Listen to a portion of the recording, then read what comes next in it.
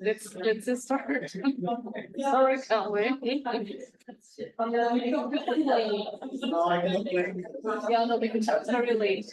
Yo sé de qué pasó con eso de Georgia, yo creo que pusieron que yo tengo, soy parte de un grupo artículo que enfocaron Ah, con pero nombre raro, el yo. Do we have microphones?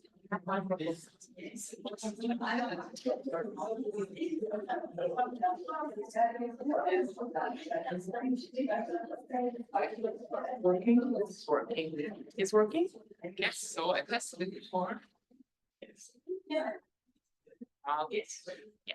Sweet.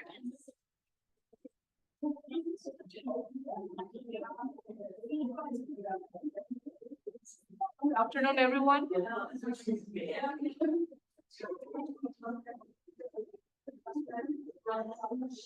Good afternoon, everyone. It's a pleasure having you.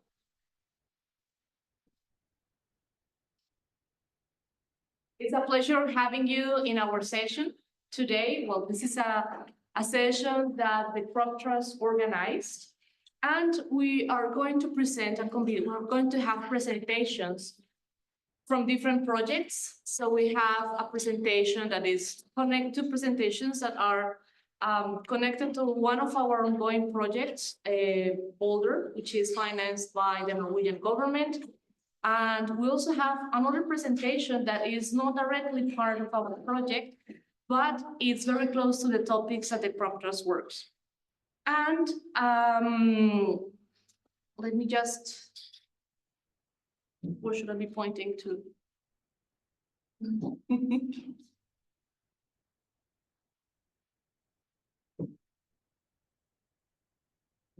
Is it, and this is the next one, that is not moving. Down. I can also move the from keyboard. No, I mean, Yeah, I can do that. Well, it's not moving.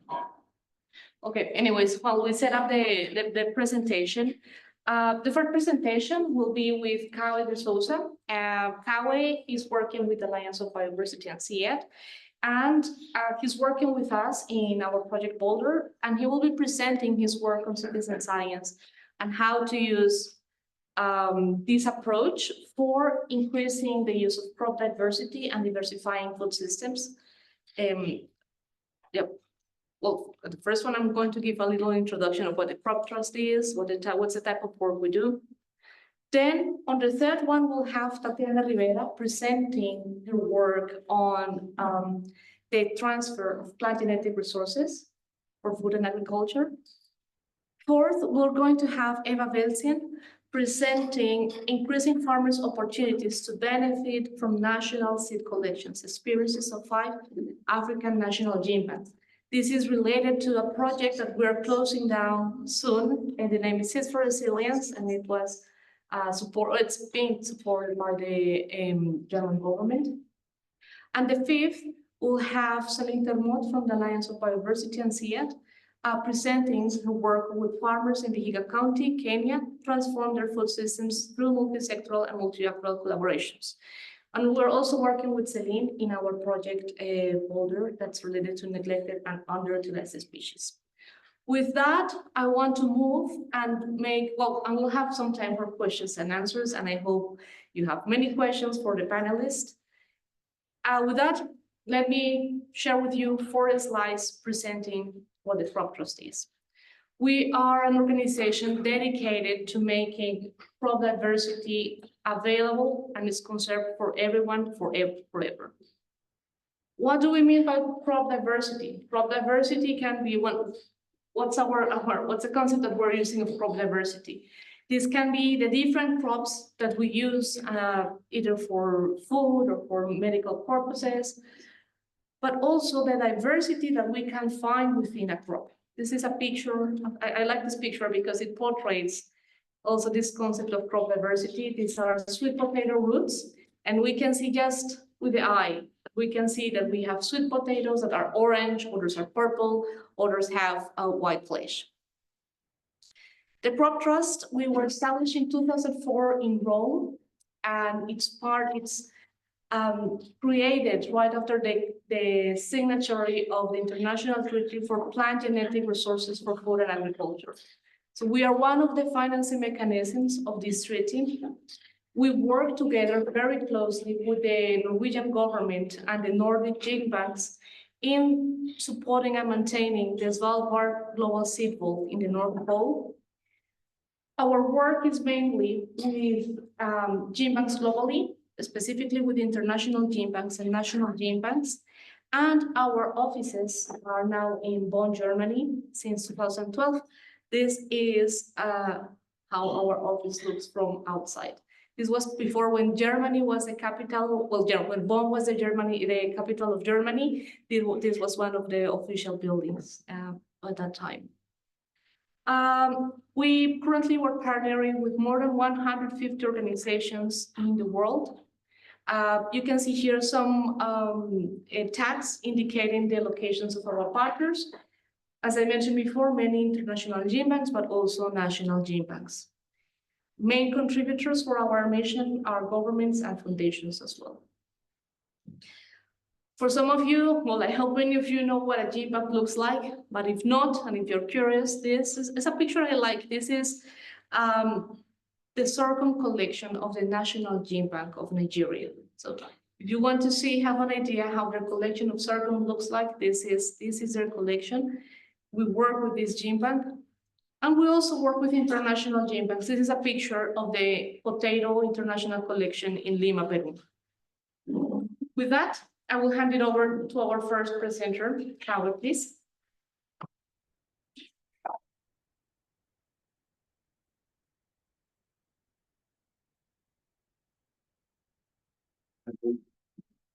Good afternoon. So while she prepares, I just introduce myself. So my name is Cauê de Souza. I'm a scientist of biodiversity and CIAT. And I work on something called the Tricot approach, which is a citizen science enabled approach to get more data on crop variety performance. And here we have different ways to implement Tricot, but here we'll focus on the agrobiodiversity part.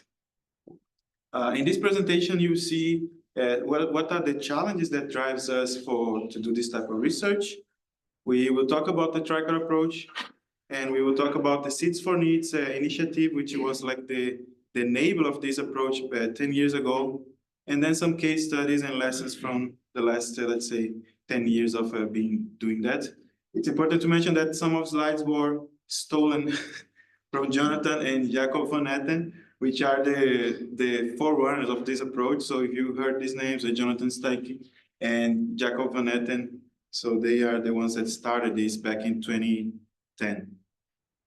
So of course, the main challenge, and I think that's I hope that for this room, I don't need to go deep in that, is the loss in biodiversity. You know, it's we have a lot of crops that are foods that can be edible, and these ones, no, and then today we focus, let's say, three species, three crops, and if we count with animals, we have 12 species that are edible for people, not people consume. So of course, this has a decrease, and there is a high impact on focusing on these crops and all the issues that were reported before about the genetic erosion and all these things around these type of issues.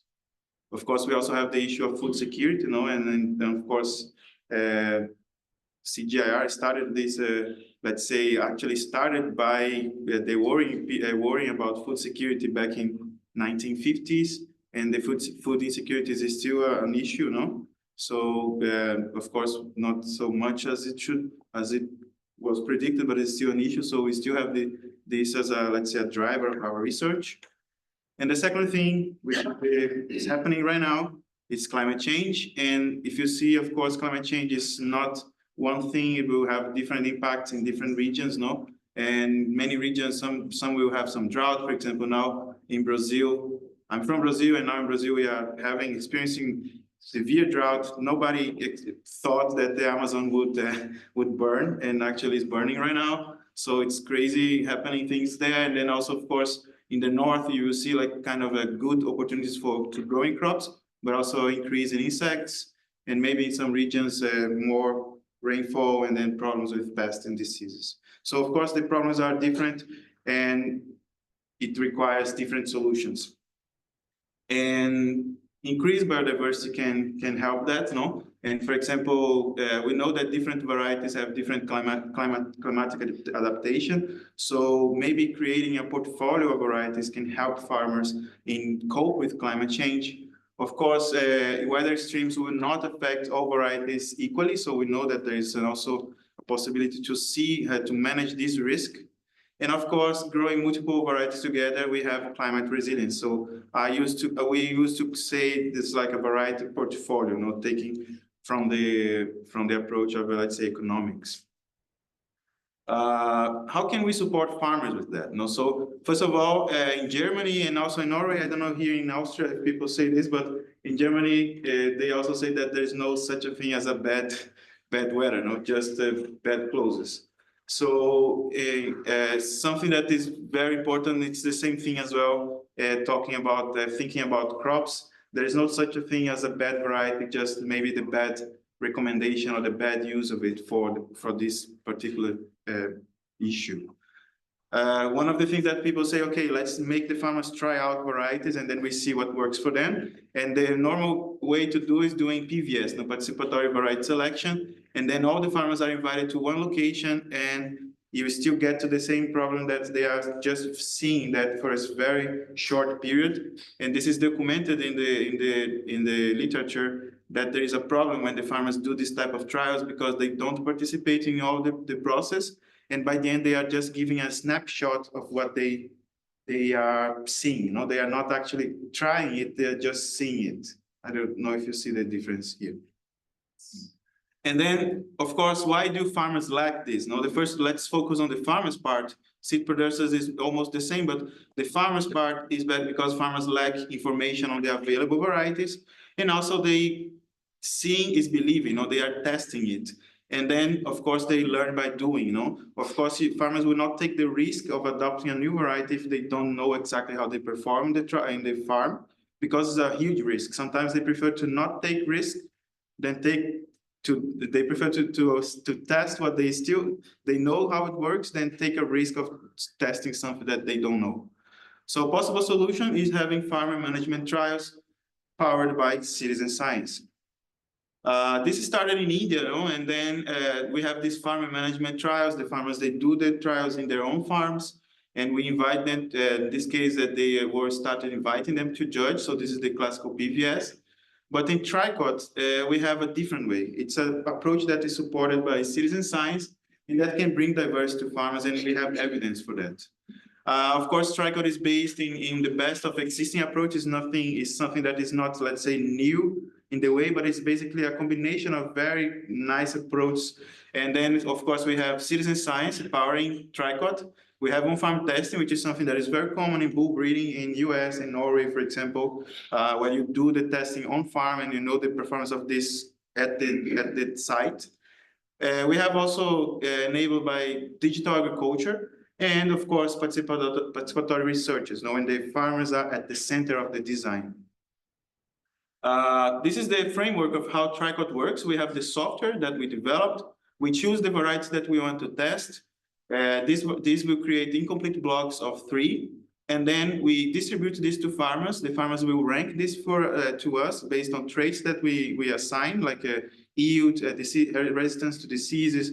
This will depend on the crop and also the goals of the trial.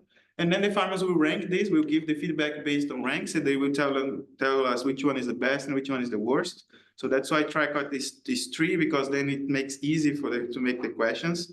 And then the data is sent back to CleanUp, is aggregated, and then we come with a big data set with very rich information that can be used to assess the performance of these trials, these technologies in different sites.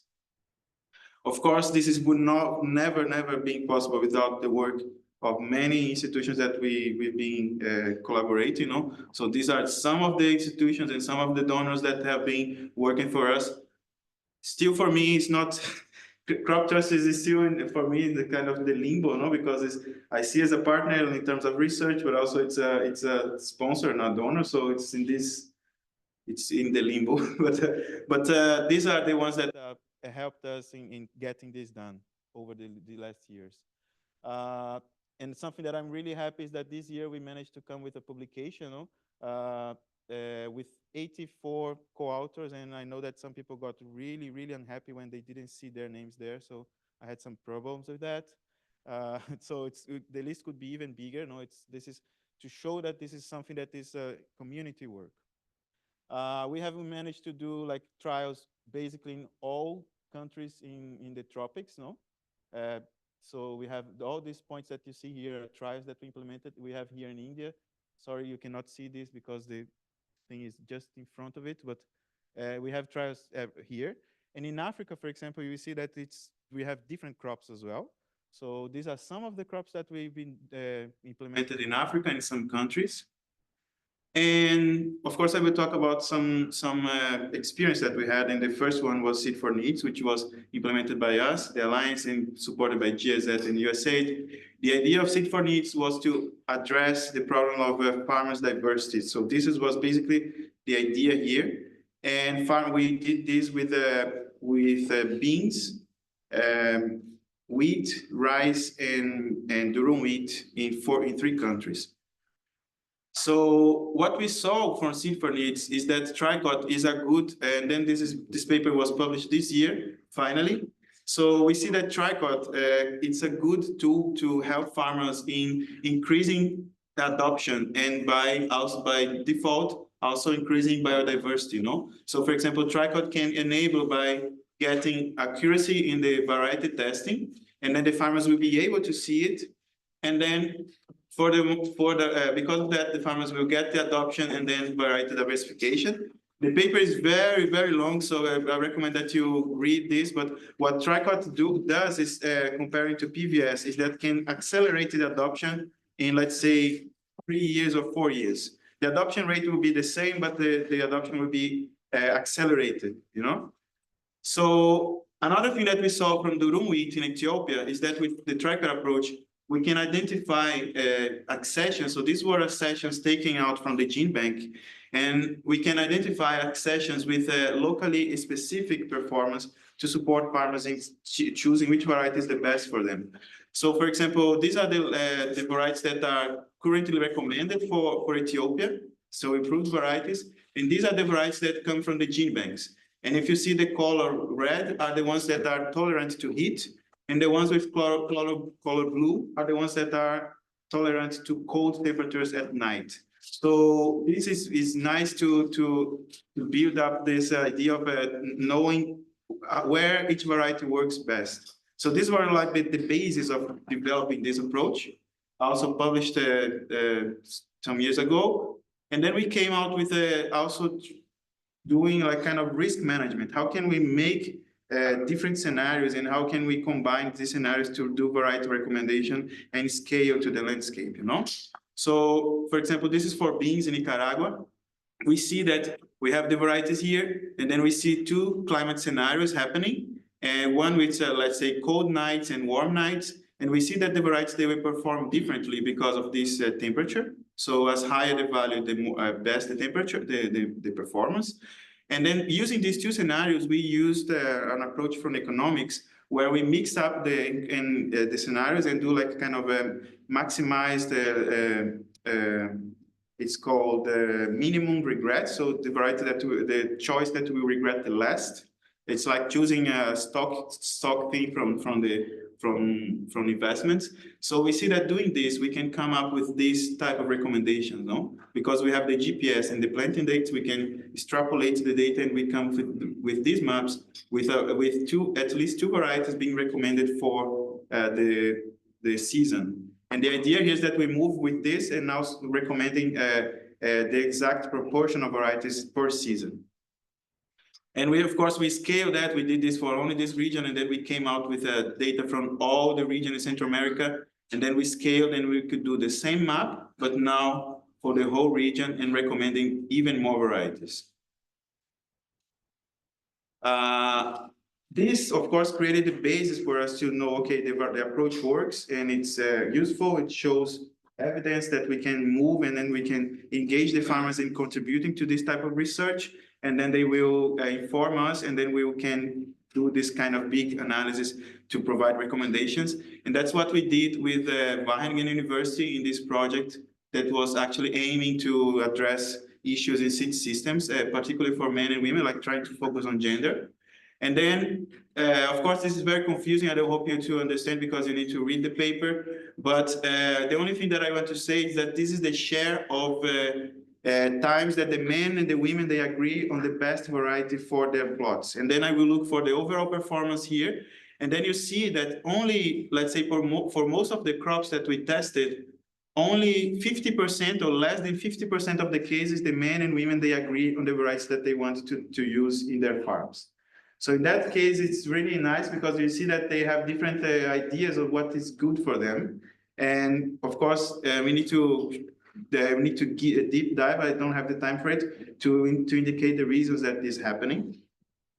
And of course, also we see that the men and women, they have almost different preferences on the age of the variety. So for example, farmers, they like new varieties. And so the 0 is the baseline. And so if we pass the 0 is new varieties. So the new varieties, the farmers, they like them. But they also like old varieties. No, for example, mostly for teff. So if you check the farmers, they even prefer older varieties for teff. And in the case of red wheat, they prefer the new ones. And this is and it's funny because in black cumin, the women they prefer the old ones, and the men they go a bit for new varieties. And what we learn in this is that the men and women they have different variety traits and trait preferences. Yield it's a driver, but it could be driver for some crops, but it's not the main driver of variety preference. Farmers they favor new varieties, but they also like the old ones, so they like to mix them up for some reason. And of course, because of this, they like to have a portfolio of varieties at their choice. And this is good because it's actually talking about bringing diversity to farms. We then move to something new as well, trying to do a kind of challenge in focusing on forages and let's say perennial crops. And this is something that we did with NIBU, the Norwegian University of Life Science Alliance, and the Research Council of Norway. The idea here was to test mix of forages in Ethiopia, and to see what could work to the farmers and to increase sustainability and soil conservation in these areas of Ethiopia. So what we see here is that what you see here is the portfolios that the farmer tested. So in some cases they just tested one forage. In some cases they test the combination of forages. And then we see that we have different traits that after first and second harvest. And what you see here is the probability of being the best. And when the color is green, means that this is the best one. The best variety is the color green. So you see by variety and traits. No? So this one, for example, the Esho is very good for overall at the second harvest, for example. This is one example. So what we see here by doing this head-to-head comparison is that the farmers can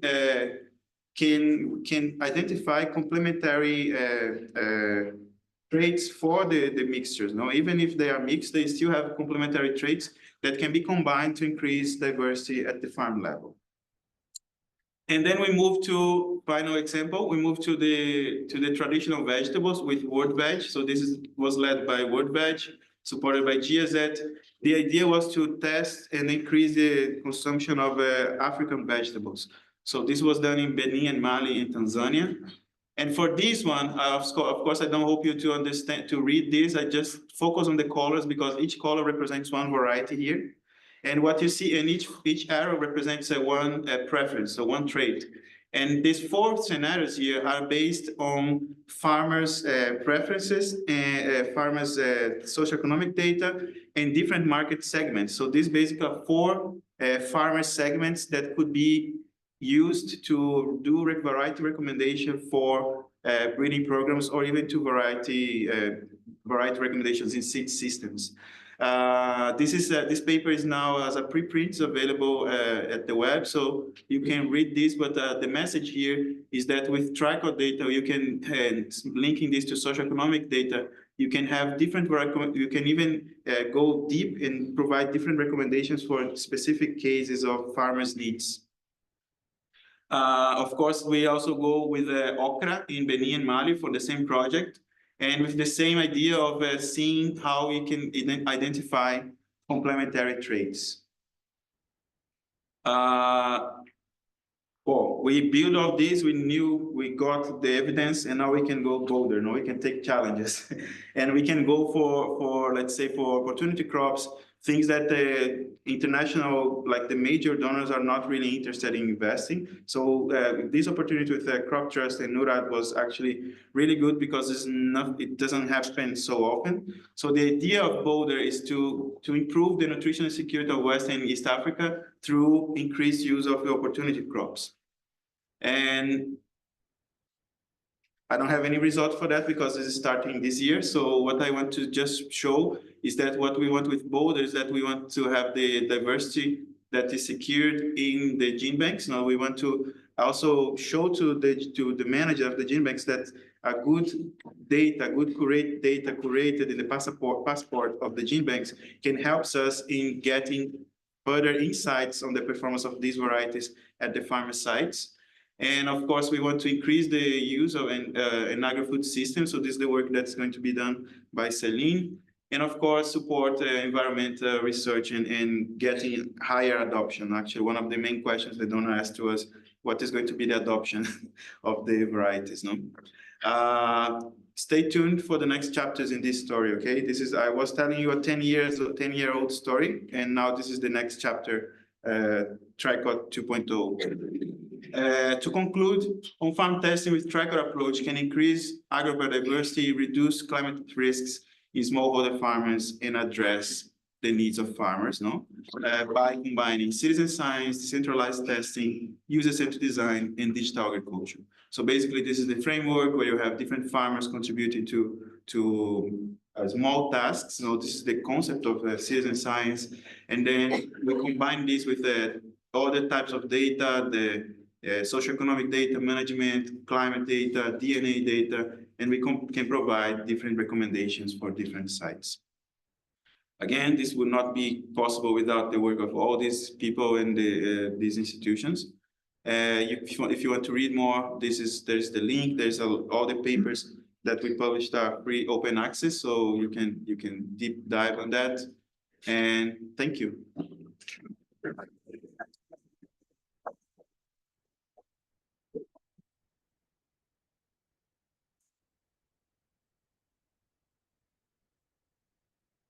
Thank you very much, Kawe. We have time. Tatiana, please. Yeah, I think we can have time, take a little more time if you need. And if not, we're going to have more time for the questions at the end.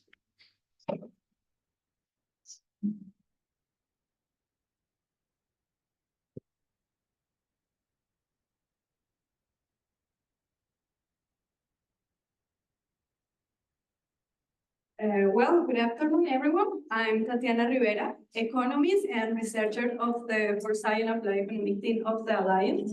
And with today's presentation, Six Exchange, what we want is to highlight the role that the plant genetic material exchange has over the opportunity to create sustainable food systems right now. So let's go a little bit of the motivation for this presentation. As all we know, we are affronting current challenges, as we have mentioned, climate change and food security. And we need to keep innovating and developing technologies to address these challenges. So one powerful tool that we have to do this is the genetic material exchange. Why? Because by exchanging genetic material, we unlock the possibility to create or develop new varieties resistant to climate change environment, pests, and diseases.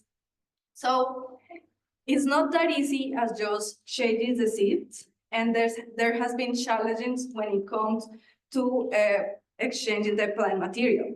One of the challenges has been the benefit sharing of the resources that came from this exchange of materials. So there have been some initiatives to address these concerns, and one of them is the International Treaty on Plant Genetic Resources for Food and Agriculture.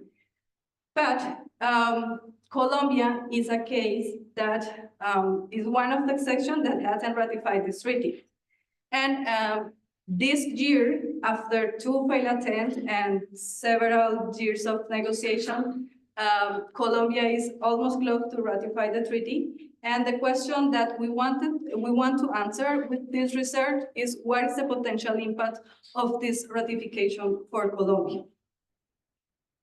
So before to start, we identified 2 potential methods through which the ratification of the treaty benefit the countries which participate in it. So the first one is the facilitated regulated access to materials from 64 countries. And the other one is the access to the benefit sharing fund that basically finance projects to strengthen the capabilities of research institutions. Up to now, the benefit sharing fund has supported 18 projects. And in Colombia, in lack, sorry, 18 of projects. So this graph show you how is the distribution of the funds by countries and crops. So, for example, we can see that Peru is the country that has received more financing, and the majority of these sources has been allocated to potato. So a bit of the methodology, as the treaty hasn't entered in yet in Colombia, this is an extended analysis, and what we do was focus on case studies when we can appreciate the potential benefits of material benefit exchange. So we make a surplus analysis to identify the economic benefits of adopting improved varieties, the estimate economic value of production losses, and we make some literature review. So we have 5 cases and we are going one by one. So the first case, we make a surplus analysis for the adoption of the Corpoica Thai. This is a variety that was developed in Thailand and was introduced in Colombia in 2004. The important thing here is that Corpoica Thai is the result of hybridization between a Colombian clone and a Thailand variety. So we here seek like a double channel. Colombia share a material and then receive it back as a new variety.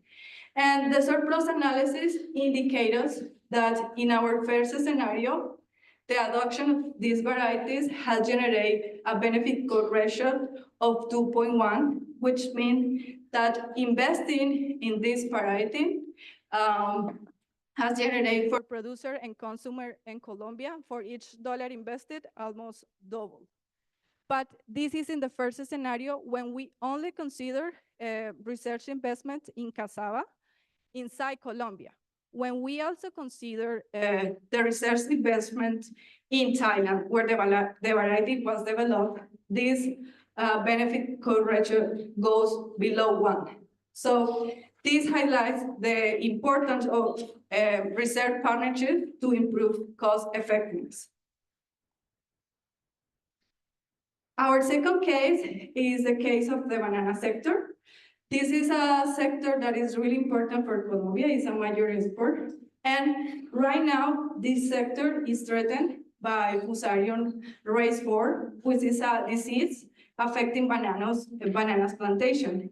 And in fact, this is not the first thing that did happen. In the mid-20th century, Panama disease, a previous version of this disease, destroyed banana plantations. And the solution was to replace the common variety of that time for a new one, which is the more common right now, which is Cavendish. And that is the one that is vulnerable to Fusarium race 4. So the point here is that if Colombia wants to find solutions and potential sources of resistance to this disease, he needs to look outside his borders to find it. The other case is forages, the successful introduction of forages in Colombia. So Brachiarius species were introduced. And right now, we estimate that almost 32% of the forage area is under these Brachiarius species. And recent studies have evidence that the adoption of these forages, in fact, had increased productivity in Colombia area. Our fourth case is the case of the alliance between the SIAT Gene Bank and ICA. This collaboration between these institutions has allowed the sending of a lot of material inside and outside We focus in inside sending for this case, and more than 64,000 materials has been sent inside Colombia. The point or the highlighted thing here is that more than half of these materials that have been sent to universities or research institutions, farmers, are from foreign sources. So, for example, here you have the map of all the sections that have been sent inside Colombia, and 82% of them comes from foreign materials. And one point that we want to highlight here also is that the presence of the gene ban has facilitated this interaction of this flow of materials. Without the gene ban and maybe without the ratification of the treaty, this flow hasn't been possible. In fact, AgroSavia hasn't been able to send some of the material to the Svalbard port because the ratification of the treaty is one of the requirements to do it. And here you have another example, in this case for cassava, where we also see that many of the material that researchers inside Colombia are using came from different locations. And our final case is this one focused on cassava brown stripe disease. And we have seen until now how can Colombia benefit from genetic research, but what can Colombia contribute to other countries? So this disease has been a problem from cassava production in Africa for several years. And what we did was to collect information of the spread of this disease and estimate that between 1999 and 2022, this disease has cost to Africa around $12 billion.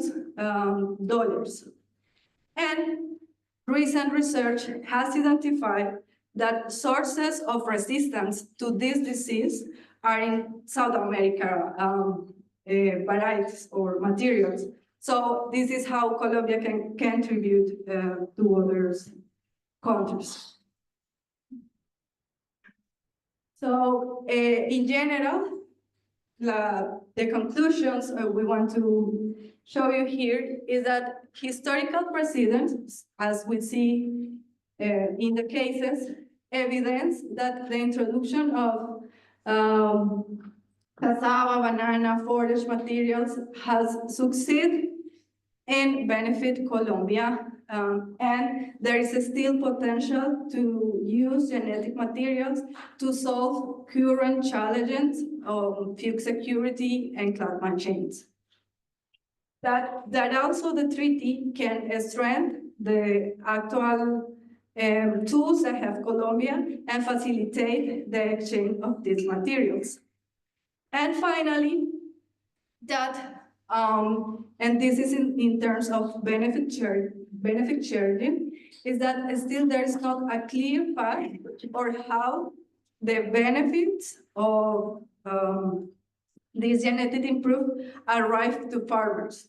Because we see that the benefit sharing fund finance projects, and this project strengthens the capability of the research institution, but still there is not a clear path on how these benefits arrive to farmers. That's it. Thank you so much.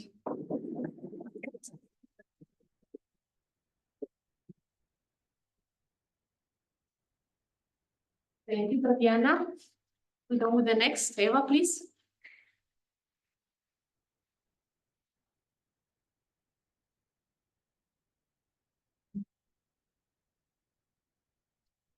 Thank you, Nora. And thank you to the previous speakers for providing such a nice introduction and background to what I will be presenting to you now. This is a very specific case of a project and experiences that are just being finalized. We have a lot of co-authors, And I'm sorry that it's not one of them presenting here, but we thought it's important enough that the results get presented, and so this is the easiest way of doing it. We worked together with 5 national gene banks in Africa as part of the Seeds for Resilience project led by Nora. And we realized together there's actually a real dilemma that we are facing with respect to diversity. Farmers need more diversity, and we think also they need more diversity, but they really do, to adapt their cropping systems to many different types of changes that are happening. Crop improvement programs are targeting only very few crops, especially in the on a national level. National breeding programs in Africa target very few crops and usually are also poorly funded, so that even those crops they are working with, the genetic changes that they can achieve are limited. The gene banks, however, are conserving a large diversity of many crops that are usually from their own countries. So they're adapted to the local conditions.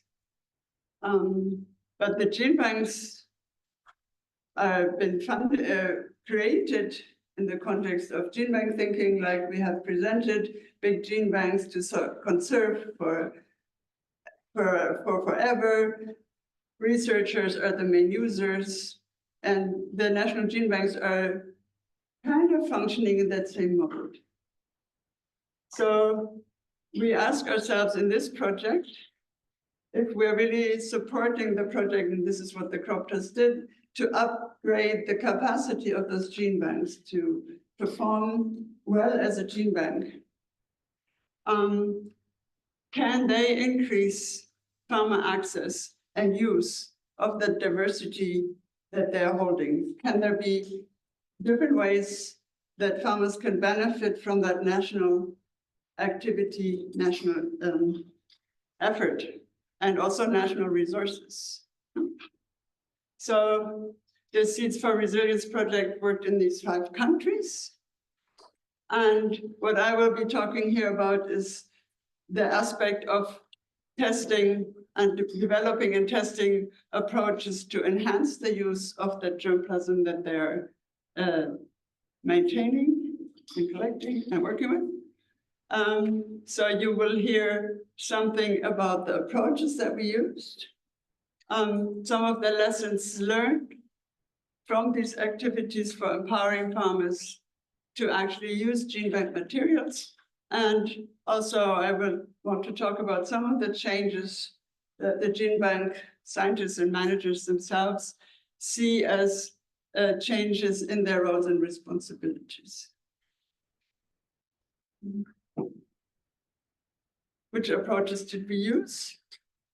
We encouraged the gene banks to form teams at their level of scientists, and these teams task themselves to identify groups of farmers that one could call user groups of germplasm. But nobody really had a good idea. There was no precedent.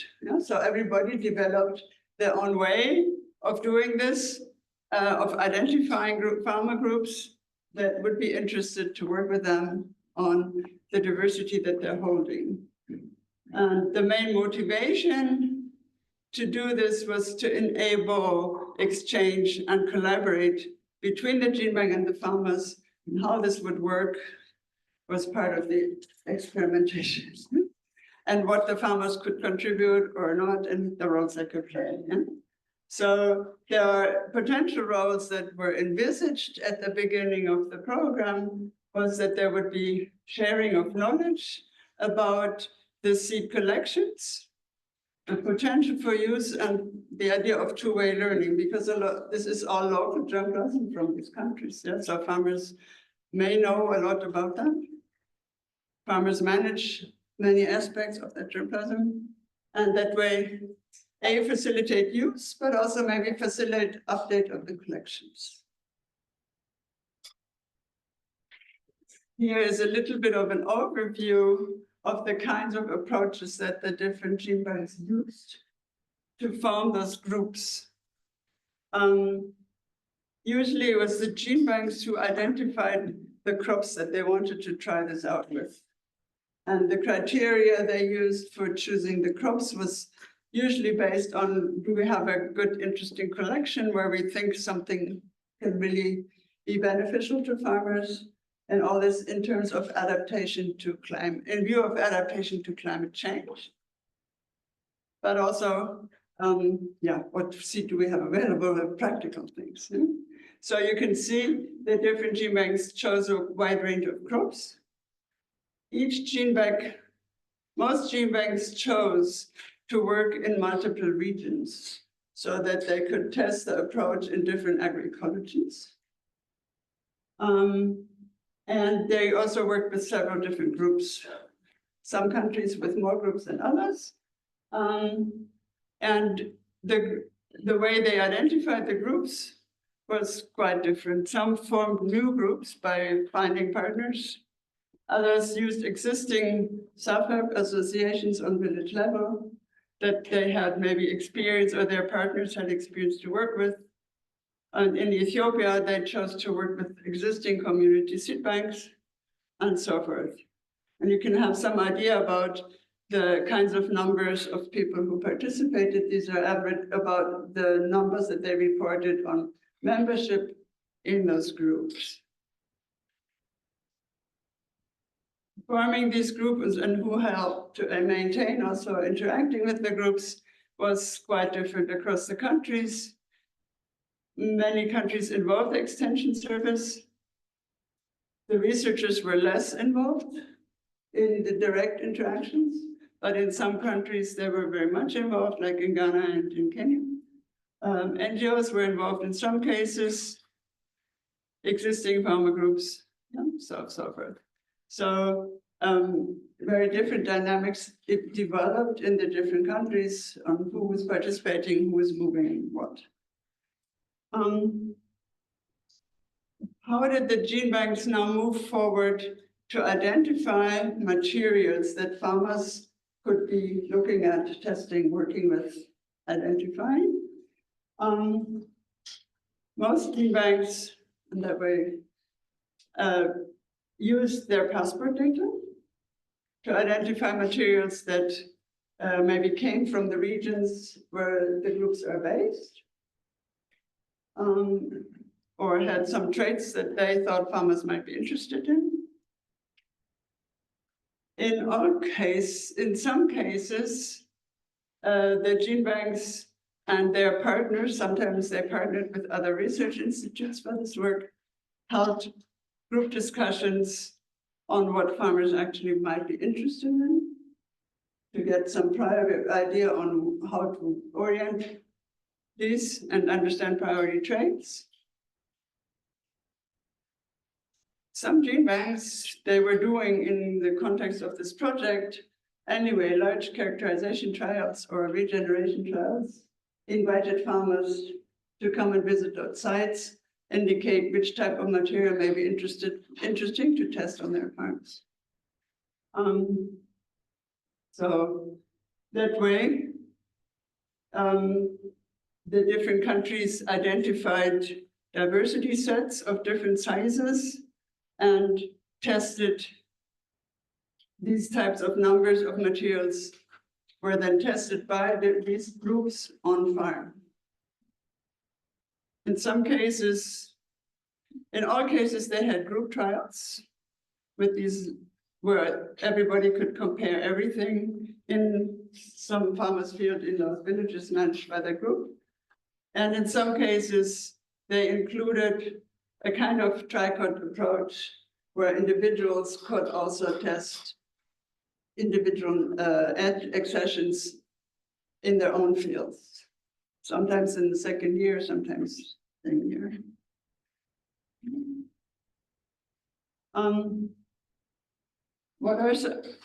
what kind of data did these gene banks collect that indicate that farmers found useful accessions among those varieties that they tested?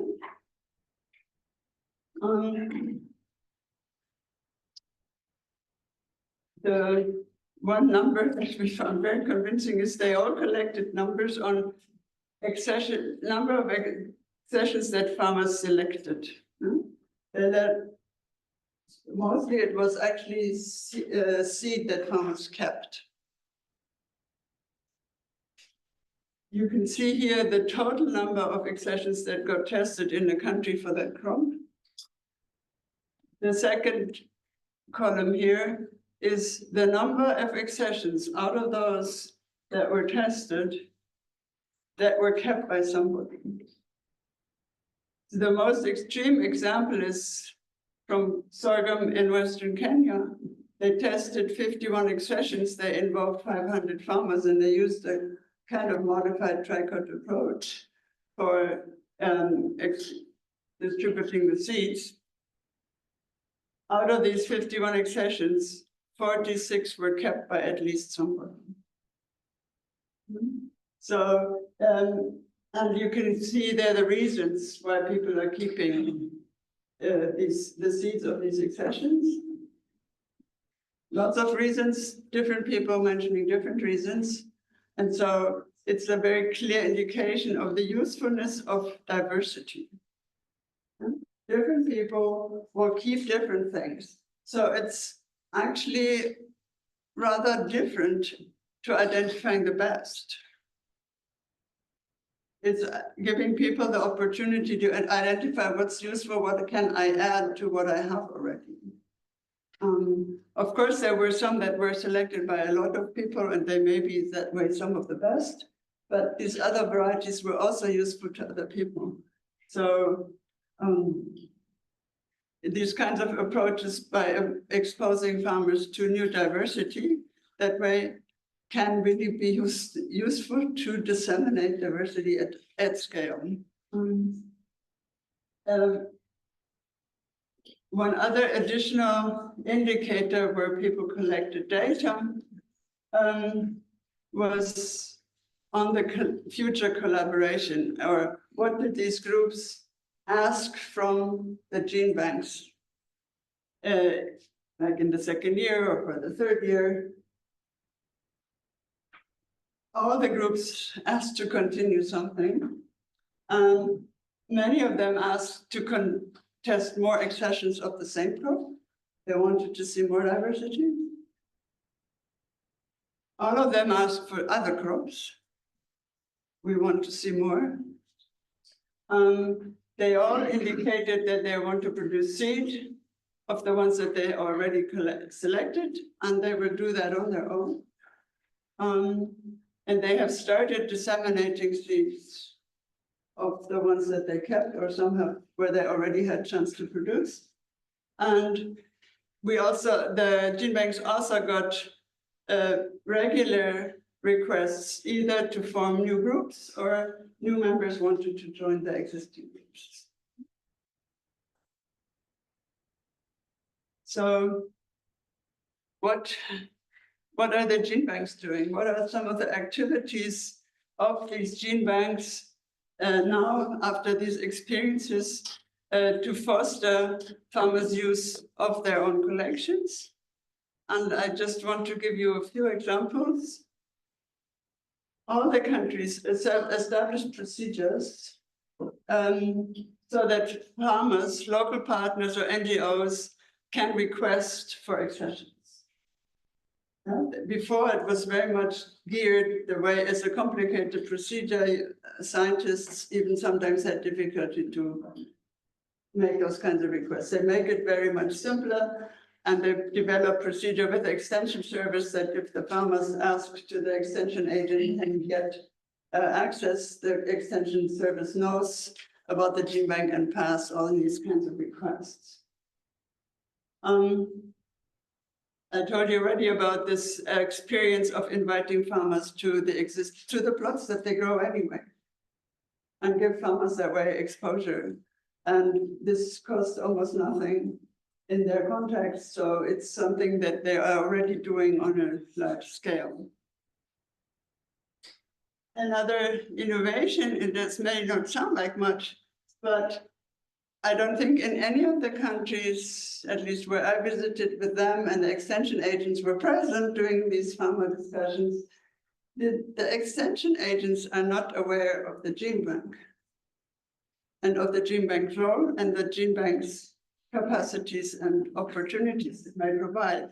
So all the gene banks are intensifying their collaboration with extension services to get themselves known better in their own countries. They are working on establishing other user groups and hoping to actually attract partnerships with local NGOs and others that could support that type of activity. And they have all included a lot more sensory evaluations and putting here of not just of the crop product, because this turned out to be a very important trait for variety choice. That what is being produced is not just adapted to climate change, but it's adapted to local use as food, which is not part of gene bank procedures very much, but in partnership with the local research institutes and also training materials, this can easily be done. What are some of the conclusions? We had actually a workshop with the 5 gene banks to try and write up that everybody writes up their own country case study. And so we discussed a lot, what are some of the conclusions from this work? This was all very new to the gene bank staff.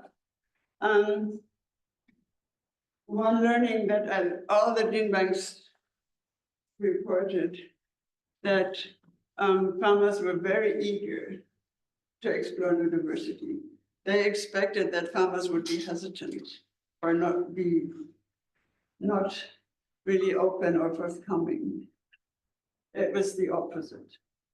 The other thing that I think surprised many of them was that the farmers actually expressed appreciation of the fact that there is a nationally supported research institution that is mandated to conserve their own local varieties.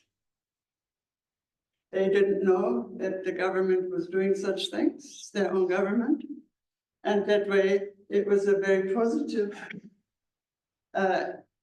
thing to understand that the government is actually doing this. And so it gives a different, I think, raison d'etre for the gene banks themselves. You heard very much about how different farmers chose very different accessions, so this need of diversity is very strong. The farmer gene bank collaboration can really support resilience to climate change in many ways, and I want to just highlight here one of the key factors is being that these national gene banks hold national collections primarily. This means that the varieties that are held there, they have adaptation to the local growing conditions. They also have the use characteristics for this sensory testing that what farmers expect. So a lot of the problems that farmers face with introduced improved varieties are already taken care of. No worry, because material is local. And this is, of course, especially true for crops, for minor crops, where there's no breeding program. So that farmers there get more choice than what they traditionally have, but of crops that they know, and they know what to do with. So I think this is a very important aspect for all this discussion about increasing diversity in food systems. That farmers know these crops, they may have lost some of it, or it may not be what they had not be adapted now to the change of conditions, But within a country that has diversity, you will find something that may be adapted better. What's clear is that organizational forms and partnerships for this collaboration are critical. You won't do this with individual farmers. The more farmers are organized behind it, and the more they get organized behind it, the more powerful this can become. But the gene banks have made these experiences and the farmer groups as well. So some of those organizational changes are taking root in these countries. And I just want to conclude here that we all concluded in this workshop that there is a real basis for saying that these national gene banks do offer opportunities to farmers in their countries for enhancing diversity in food systems. Thank you very much, and thanks to.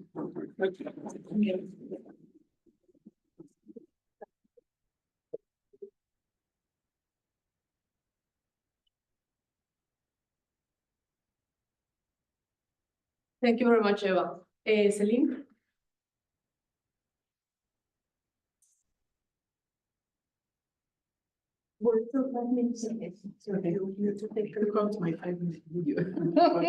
Oh.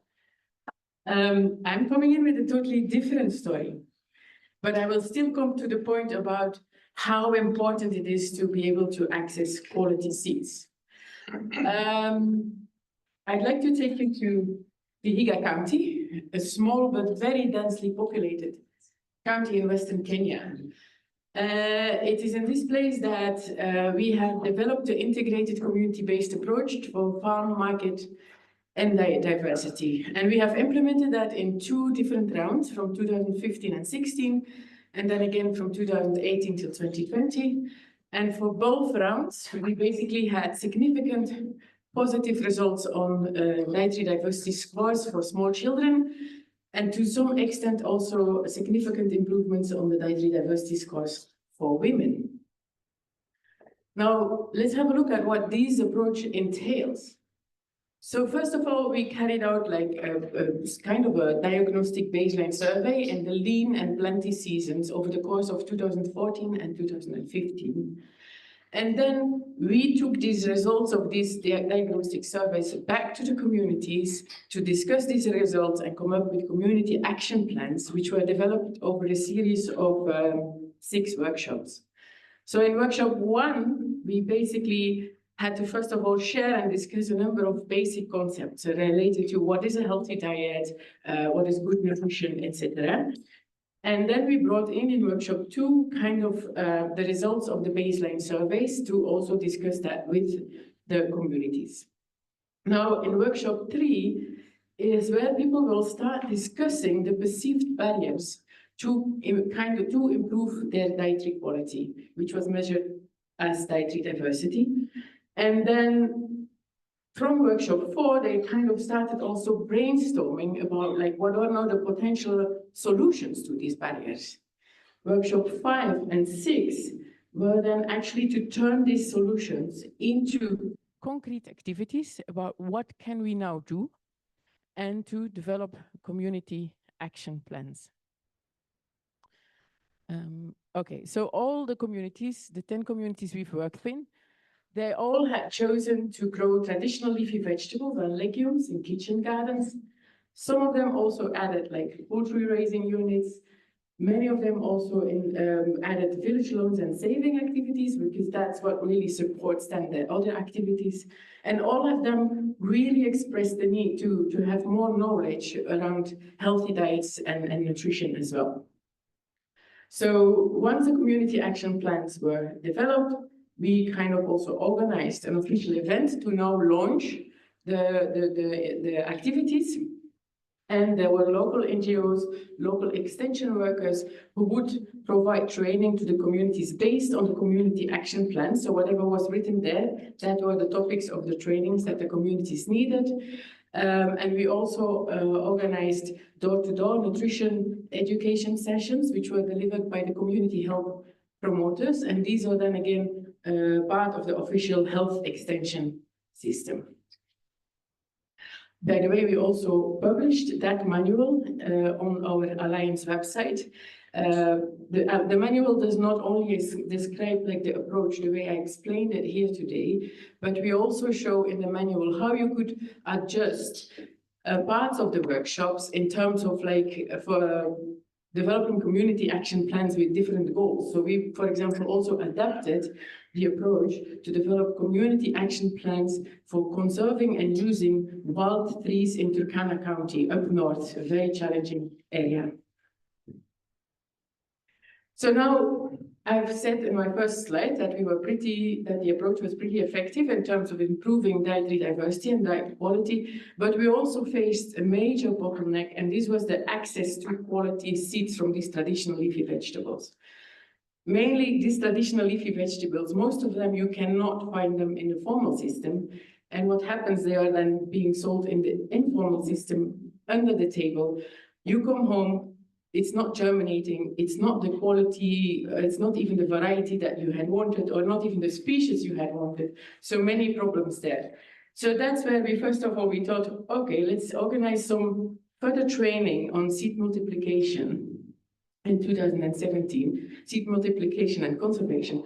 But that wasn't really enough. And that's also where the idea of coming up, like where the farmers, together with the researchers, the extension workers, the NGOs came up with the idea of a community seed bank, which we worked on all over 2018 and 2020. So it took quite some time for the farmers to kind of decide how they wanted to organize themselves into a CBO, how they wanted to manage the community seed bank. Then we had to acquire a plot in the name of the farmers, construct the building. We also needed to multiply seeds to be able to stock the seed bank. But finally, and a little bit delayed due to the COVID regulations, we were able to launch the community seed bank with traditional leafy vegetables in presence of the governor of the Higa County himself. Now, in a third phase, we were able to further strengthen that community seed bank. So nowadays, you can find over 50 varieties of traditional leafy vegetables from 9 species. You can find over 10 sorghum varieties, over 50 bean varieties, millet varieties, and also a mother block of 20 fruit tree species to increase the diversity at the seed bank and ultimately increase diet diversity. Now, we also worked in terms of like farmer to farmer and peer-to-peer training. So that community seed bank is a physical place where people can gather, where information can be exchanged, whereby we also encourage farmers to kind of share seeds and knowledge with their peer farmers. On top of that, it's a platform for discussing about market linkages and business cases. So that's where people come in, they explain all types of different stuff, and the farmers can engage into discussions with the private sector, with schools, with whatever. And little by little, the farmers are also building a movement. They literally went from being individual farmers doing their thing into forming small groups, about 30 farmers, when they went through the community action planning building. And then later, when they constructed the seed bank, the 10 groups of about 30 farmers formed a CBO of 300 farmers. And they are not shying away from standing up and presenting their needs to the county government, lobbying their government for the right policies, up till the governor, and they are gaining more and more influence within the county as well. Now, towards the end of last year, also the end of this phase 3, we kind of organized some interviews and some surveys to assess the impact of the project against its different objectives. And nowadays we can say that we have 45 traditional leafy vegetables, over 50 beans, sorghum, millet, and the fruit trees. I'd already mentioned that. We then also try to see, like, in total, the farmers themselves, the 300 farmers, or the CSB, in total they had kind of reached 8,500 peer farmers within the county, either with exchanging of the quality seeds that we have in the seed bank, or it could also be combined with peer-to-peer training on agroecological practices, on healthy diets, etc. And so we went looking for a subsample of these We interviewed like a subsample of 350 farmers out of these, and 85% of these that we surveyed, they claimed to have, after the training or the obtention of the seeds, etc., they claimed to have improved their farm resilience. 75% they claimed to have improved their diets, and another 75% claimed to have improved their incomes. Now, we also had an objective to around like the market linkages, and we kind of implemented the link methodology. We try to link the farmers with schools, with hospitals, restaurants, private sector even. But this is still like more trial and error. This is really still like the difficult part of the project. Last year, we've also like set up charcoal coolers. Basically, there was one of the farmers who had been experimenting a little bit with a charcoal cooler, and then we decided to set up like an improved version of it at a community seed bank so that they can also start aggregating the produce and keep it a little bit longer to then bring it to the market. And currently, we are assessing the possibility of the farmers opening up their own stall within the existing markets. It will be either Vihiga, Kisumu, or Nairobi, so we are still assessing that, whereby they can then sell themselves the aggregated produce. It's all produced organically, so we can also make the like sell it under one brand, and then also make the link with food safety issues, which is really a big topic today in Kenya. But again, it's still finding more sustainable market linkages is still like trial and error. We had some ad hoc successes, but we've not found yet like that sustainable market linkage. Now, in the phase 3, we also had an objective in terms of developing a roadmap towards sustainable food system transformation in Vihiga County based on agroecological principles. So, first of all, we conducted a number of background studies in terms of backing up the whole process. So we did an impact evaluation of the phase 2. We worked on agroecological pathways to nutrition, and we also worked on food environments and consumer behavior studies, all types of different master students who have engaged with us. In the meantime, we were, since the beginning, actively participating in the working groups at the county level. One working group was to develop the Vihiga nutrition policy, for example. We also try to integrate concepts such as regenerative agriculture, agroecology, nature positive farming, etc., in the county integrated development plan. And why is that important? It's because it determines the investments the county can make in the next 5 years. In other words, whatever is not in the plan cannot happen in the next 5 years.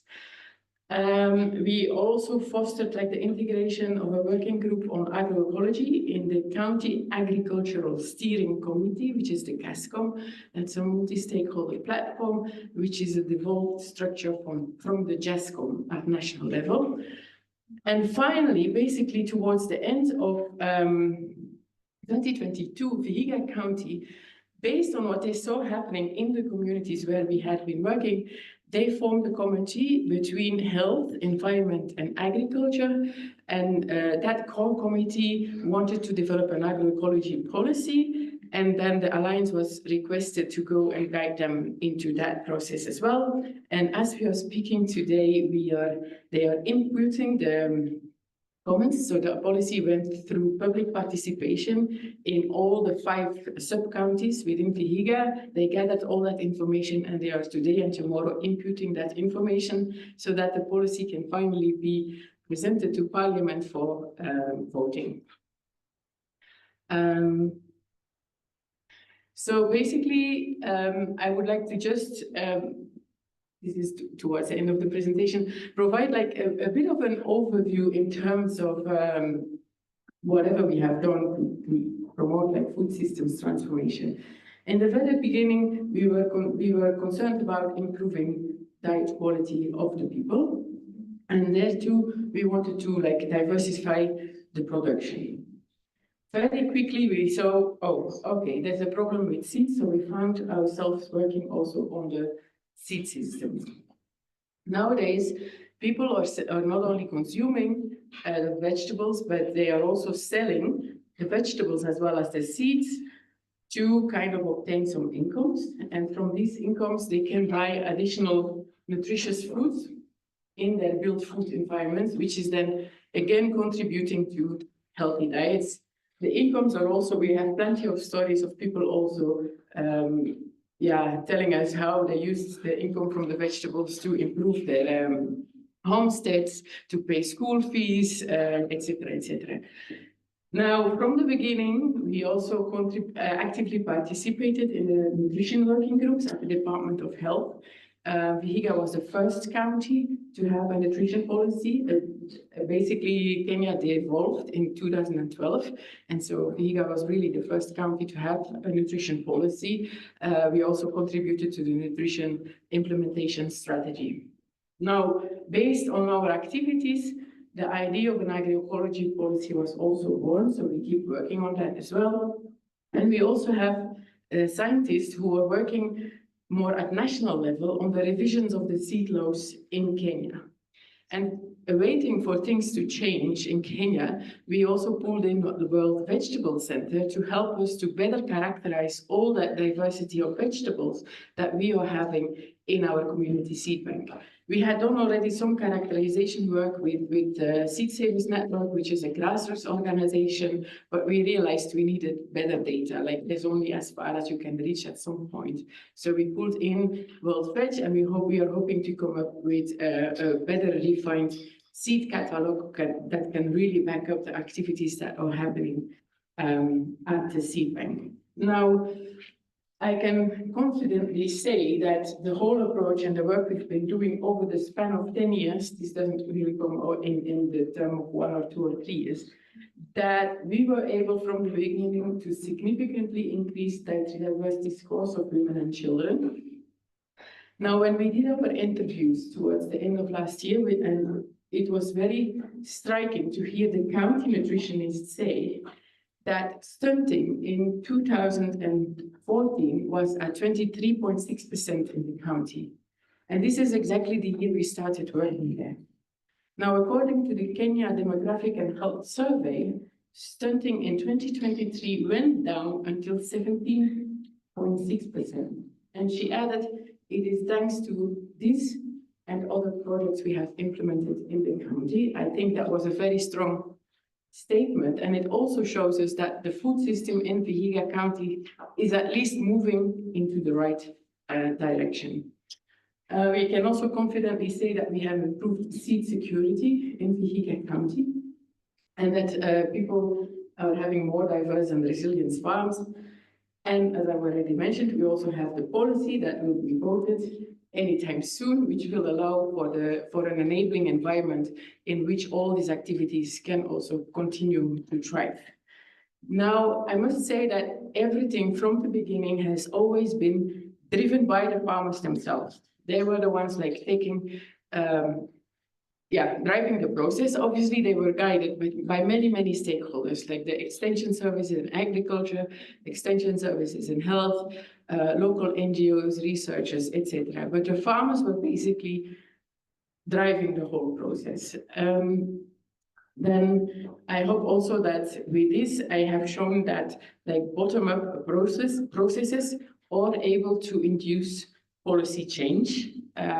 We did a lot of work in terms of training the farmers on group skills, group dynamics, also presentation, negotiation skills, really empowering farmers to build a movement that is able to shape their policymakers for more inclusive, resilient, and healthy food systems.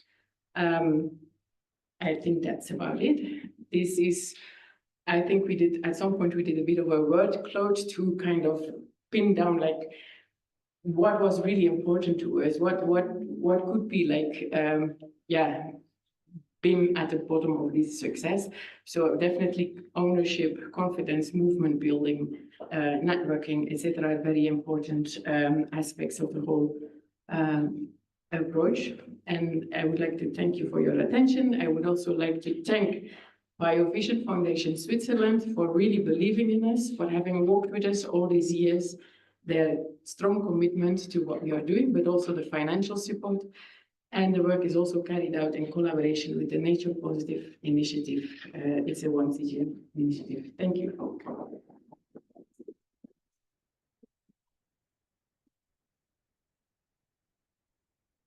Thank you very much, Aline. We have 10 minutes for questions and answers. Also, if you're leaving before, there are some goodies on the table right there, so feel free to take them as a souvenir. So I will call the panelists in front and we'll take questions from you.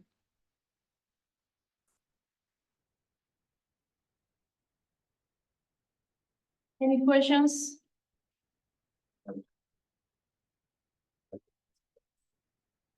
Working?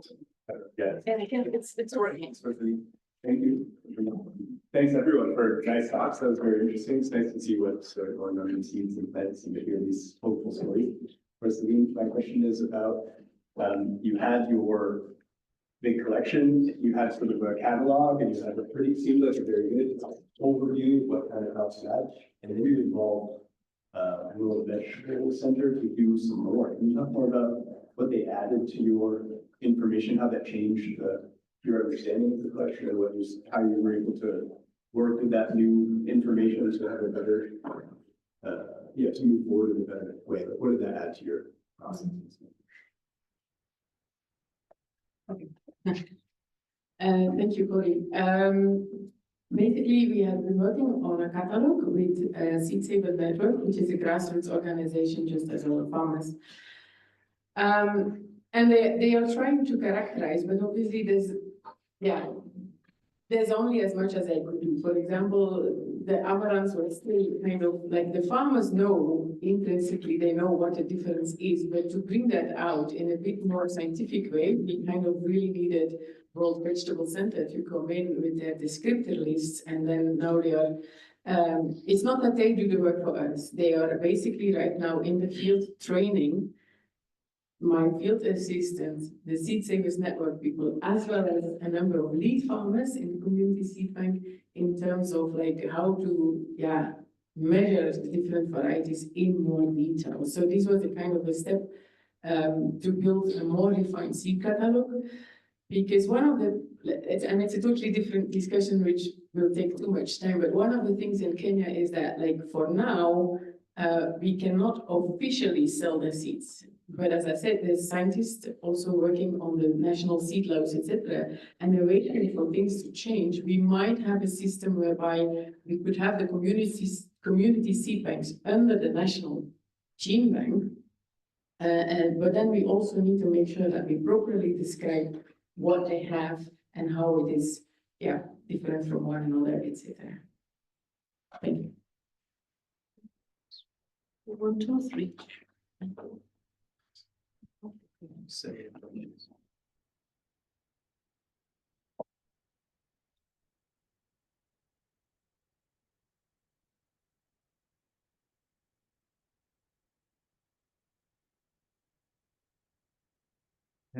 One question to the last presentation. Do you have safety duplications in the national gene bank from the community base, the seed bank? And do you think that without outside financing, this community seed bank will work? And one question to Eva. The selection of the accessions, I think, is a really challenge, isn't it? And it depends a lot on the information you have from these accessions in the gene bank. Could you give us a little bit insight how could this information about the accessions be used?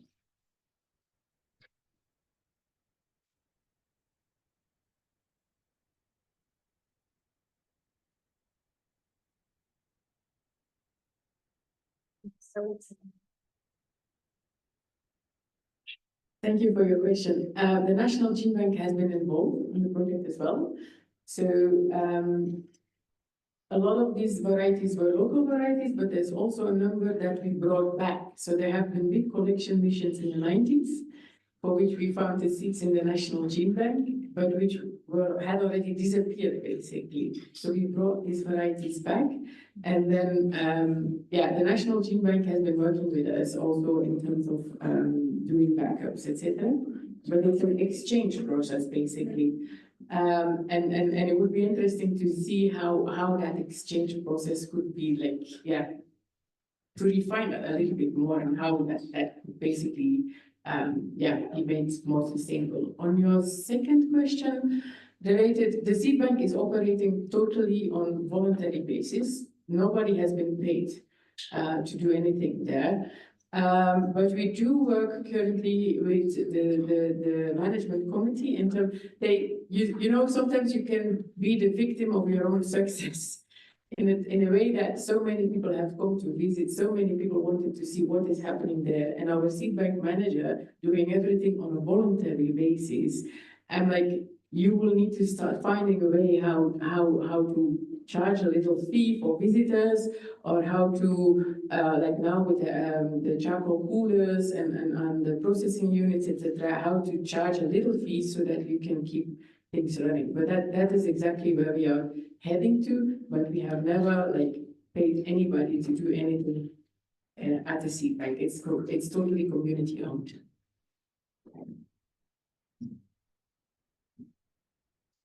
Yeah, just the data that the gene banks have about their collections is highly diverse, the quality. But one set of data that they usually do all have is the site of origin where they collected. And that way, if they know that the farmers want to test certain materials in this and that zone, they will know, because they know their country, which are agroecologies that have similar adaptation, or if they have an idea that people want something that is more drought affected, drought resistant, or something, they can go to an ecology that is similar, but maybe a little drier or a little wetter. So this is the kind of approach that mostly the gene banks use to identify accessions for farmer testing if they didn't have any other information. The other tool, of course, was to really bring farmers to those evaluation sites and let farmers choose themselves. And that way, it also encouraged the gene banks to collect actually information on traits that are useful to farmers in the process of this characterization, so that next time they will actually have data that can be used for making choosing sets that are more appropriate. Let's take two more and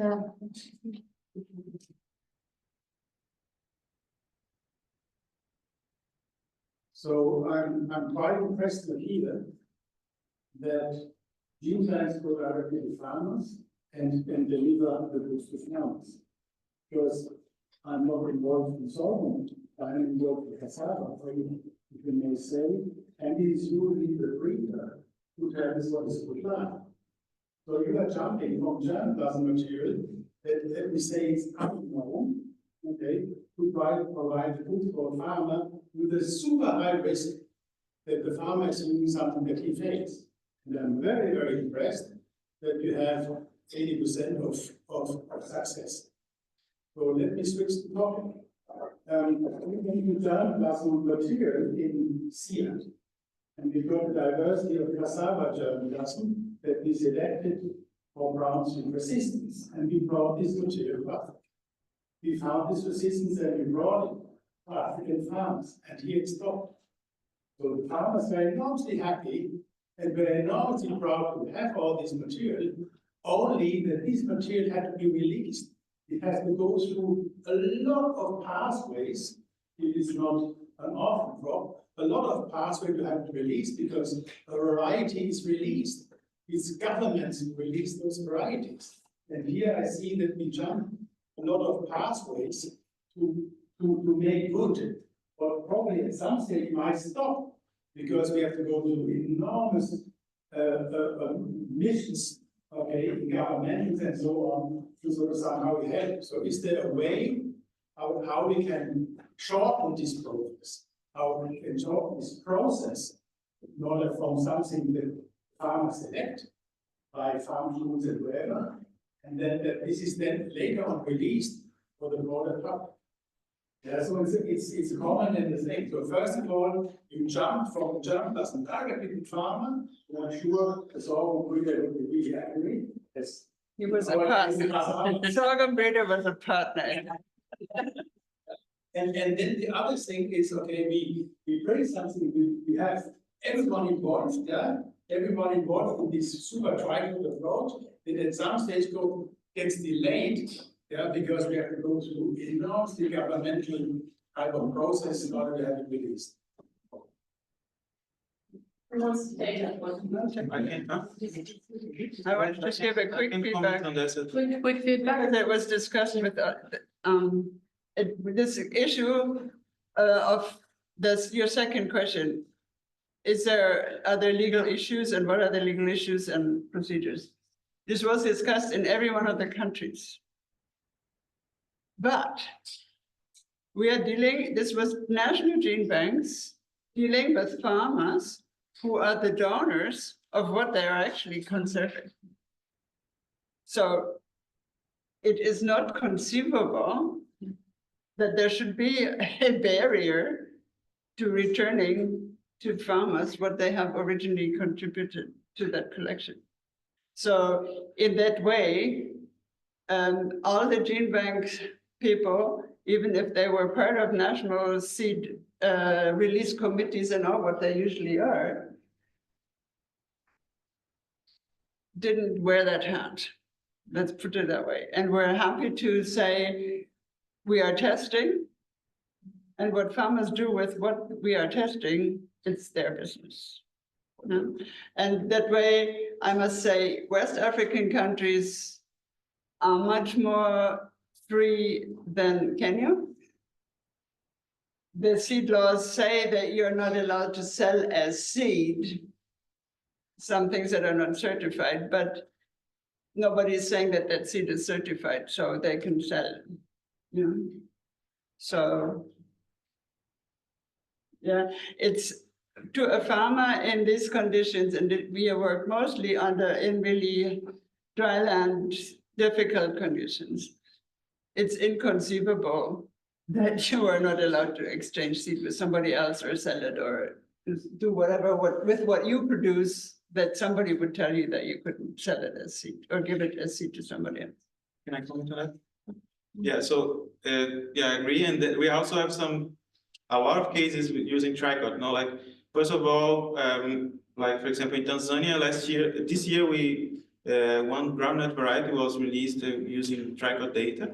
So let's say the people from the government, they already know about the approach, and we had meetings with them in Nigeria, for example, and actually the meetings in Nigeria started because of cassava, and they are aware of this, and they said, look, the approach is nice. You need to do on-farm testing anyway, so do it with tricot.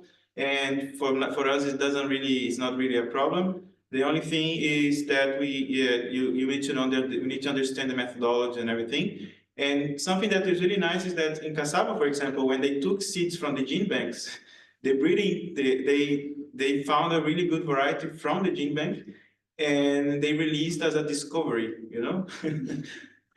So they released as a discovery, but it actually was a local variety, and I think it's from Togo or something like this. So they released like this. So this is one case of a variety that has been released out of taking out from the gene bank. In the case of wood veg as well, wood veg is mixing in the trials improved amaranth varieties and gene bank accessions. And in the gene bank accessions, we also saw potential for breeding and also for release. So now wood veg is discussing with the people in Benin and in Mali as well. So everything is going on as well. In the case of Ethiopia, we also released the teams released 2 varieties of durum wheat using the gene bank accessions as well. So I think that in terms of variety release, we are clear on that because the national regulators, they know about the approach, they know the advantages. Some breeders are really happy sometimes, even when the variety is not released, because they see that the variety is being adopted by the farmers. So for them, it's actually a kind of informal release. And this is actually documented by the RTV program, no, Grant Thierry also document about that. There's a review about that saying that the informal seed systems are actually helping farmers in improving adoption. No? So I think there is no limitation, and if we see potential for the gene banks, either it should feed breeding programs or go straight to release as a discovery. Very quickly.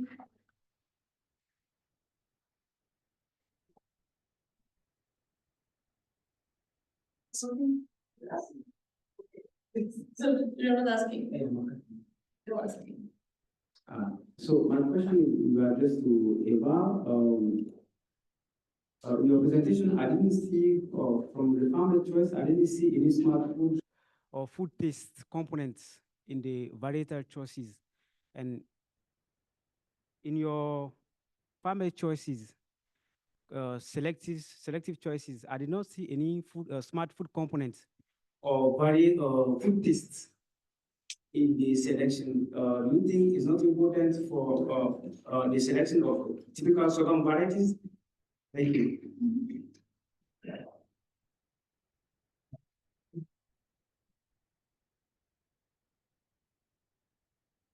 Thank you for that question.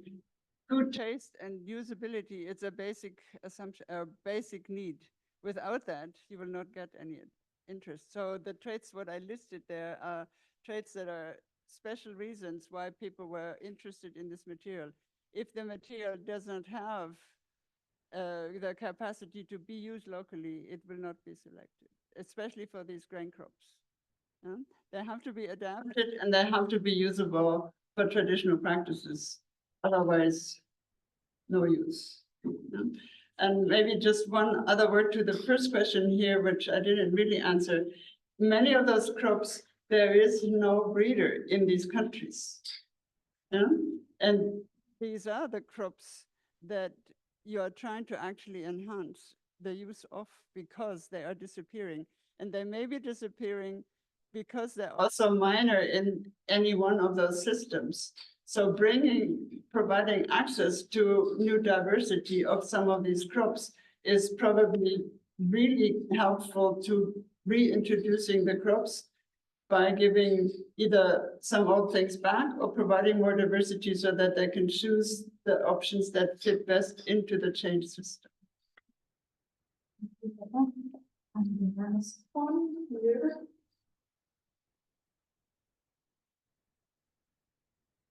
Yes, thank you. At first, I didn't want to ask a question, but I would like to congratulate all the people on the panel because I think so much new ideas have been coming into here, which I think are so very necessary. And I would like to look at with the gentleman over there who said the problem is with the authorities on the one hand side, all these procedures.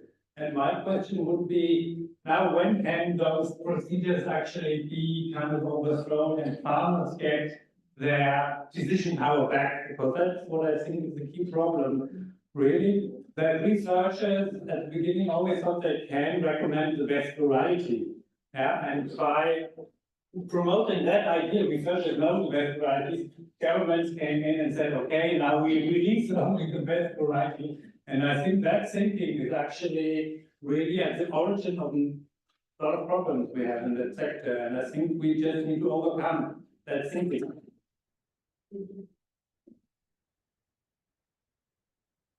You want to compliment?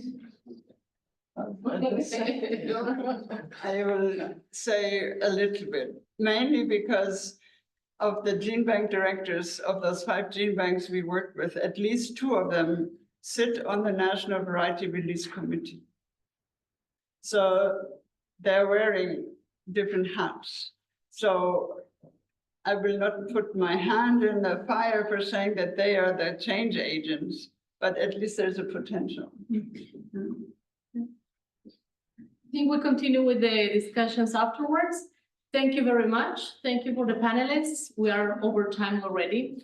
Yeah, let's give them a round of applause. Panelists, you would like to make a few to me to say.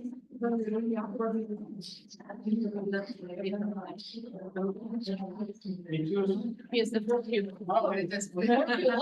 All of you. Thank you very much.